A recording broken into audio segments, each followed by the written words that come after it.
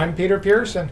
And I'm Ellyn Bader, and we'd like to talk to you about the sequence of change. Sooner or later, every couple has something they want to change about their partner, and the process of change is most of the time neither simple nor smooth. In fact, we learned about it through our own process of dealing with clutter. Honey, I'm home. Oh my God, we got to do something quick about all this clutter. It's like getting to me. It's everywhere. Clutter? What clutter? So as you've seen, the first stage in the sequence is denial.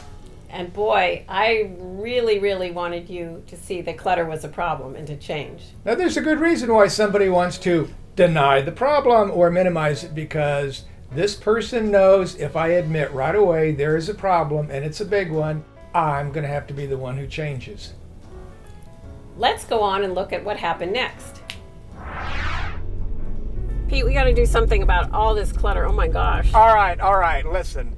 I don't mind it, but why do I have to be the one who has to change? Why don't you just loosen your collar a little bit? I don't want to have to live like I'm in a museum. Hey, speaking of museums, where's that new opening going to take place? So the next stage is resistance. Of course there's resistance. And there's usually going to be a struggle like, well, why do I have to be the one that changes? Okay, I admit there's a problem, but why do I have to be the one who changes? That's resistance. So after resistance, there's the third step. So Ellyn, let's talk. I got an idea. What is it? Why don't we hire a housekeeper? Oh, I like it. Let's do it now. Pete, this is absolutely, totally fantastic. I love it. No more clutter. The house cleaner idea worked, but it only worked for one day.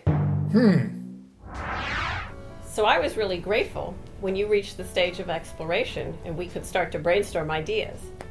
Now here's what happens most of the time. You brainstorm an idea, and as reality would have it, the first idea is rarely the last idea or the best idea.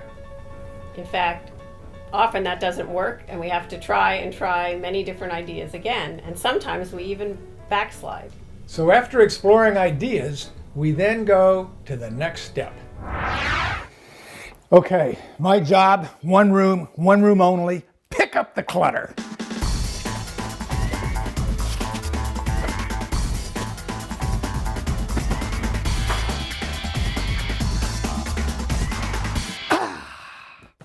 Hey dear, it looks like you started to clean. Started?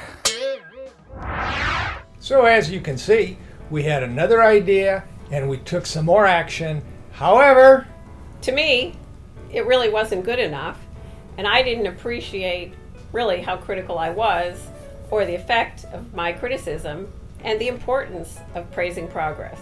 so let's take a look what happens when Ellyn discovers praising progress. Sweetie, oh my gosh, you cleaned up. I love it.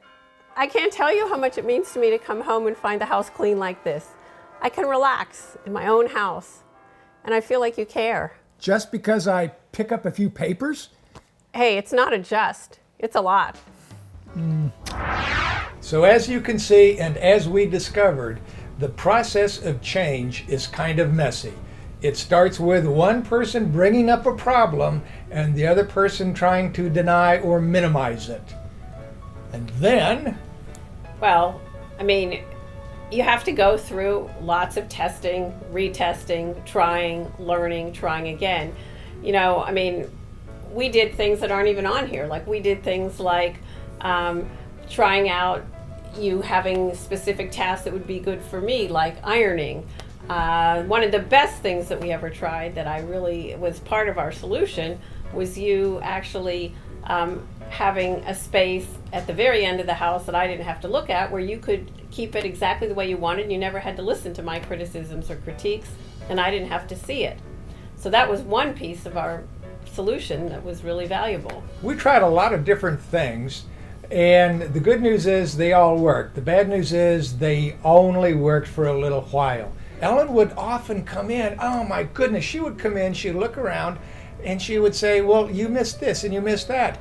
Now I am a well-trained, highly motivated professional communicator, and a lot of times I just wanted to say to Ellyn, like that.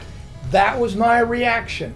These are the steps, the normal sequence of change. It goes from denial to resistance. Why should I have to change? To taking action, exploring ideas, trying something out, it doesn't work, and then you go back again to resistance. And you go through, try another idea, resist, try another idea, until finally it connects. And when it connects, that's when you get commitment. When I finally heard Ellyn say, Pete, when you put forth the effort to make the house look better, I feel loved and cared about and respected, and I want to be nice to you and kind to you. And I can exhale, and it really feels like this is a place of refuge for me. Then I got it. Then I wanted to change for us and for her. And you know what the beauty of it is? Now, you know, it's not 100% solved all the time, but now I don't get mad. I don't get that upset. I just know that we'll regroup and the next day it'll be a lot better, or that you'll do it. And the fact that we've built so many different things that we've tried, some successful, some not, but the successes have built on each other. And I really do appreciate that we live in a very different way than we did when we first got together.